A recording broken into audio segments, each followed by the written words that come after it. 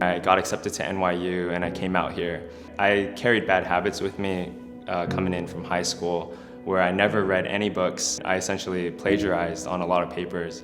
I got caught for that. The dean called me into his office and he slid over two different pieces of paper to me. One was an acceptance to declare that I'm going to be suspended for a year, and the other one was to get kicked out of the university altogether. I ended up agreeing to take a year of absence. During that gap year, I began to develop like a more serious hunger for God also, just into a different season. And it's funny because the very thing that I got suspended for in college was the fact that I didn't want to read anything. But after I began to blossom in my walk with the Lord, I wanted to know everything there was about Him and wanted to grow in my faith in that way. So I began to devour as many books that I could.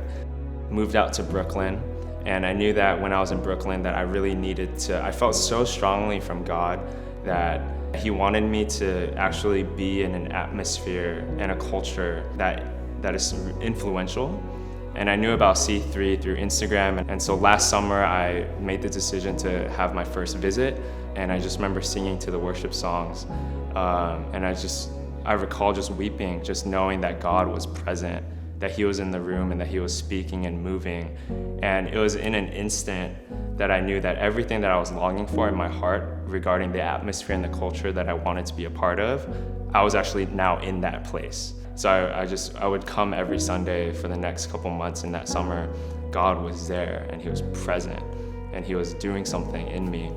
Fall and winter began to come around, and that's really when I hit a wall in my faith, where I didn't feel like, I began to just get a bit lazy, where I'll just roll up to church towards the end of worship of second service, or even towards the second half of the sermon, and literally be at church for 15 to 25 minutes and then leave without saying hi or bye to anybody. It never sat right with me. I never felt like that was the way that faith, or that's never the way that the Holy Spirit wanted me to operate in my life of faith. I didn't want to be that guy anymore that was half in and half out with his faith.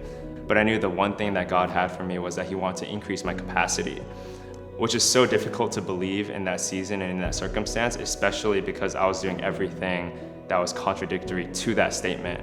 But I think like that's what God often does. He sees us way more than what we are and how we are, and He'll speak into our heart the truest version of ourselves to actually cast vision for us to see where we're supposed to go. Got connected to Eric, and he asked me if I wanted to join photo team. And at that point, before this year, I've never really held a camera. I've never really took photos or anything of that nature. But I knew that there was something that God wanted me to take a step into. And so I said yes. And so almost every single Sunday for the next few months, I would be helping shoot and edit. And I began to just really grow in that gift and grow in that skill set. There's something about being behind the camera where it's actually just a tool to just portray what God is doing in the room. And so I began to learn that. I began to not be focused about like the craft of photography in a sense, but actually just gain more of God's heart and God's vision for the community that we're part of. And photography in that way is just so humbling, because it's not glorifying myself, it's not glorifying my craft or my art, but it's actually trying to make and portray something that's already beautiful look incredible. I remember one of my very first Sundays at downtown Brooklyn, Pastor Josh said something that really stuck out to me. And he said that discipleship is just taking the next step towards Jesus.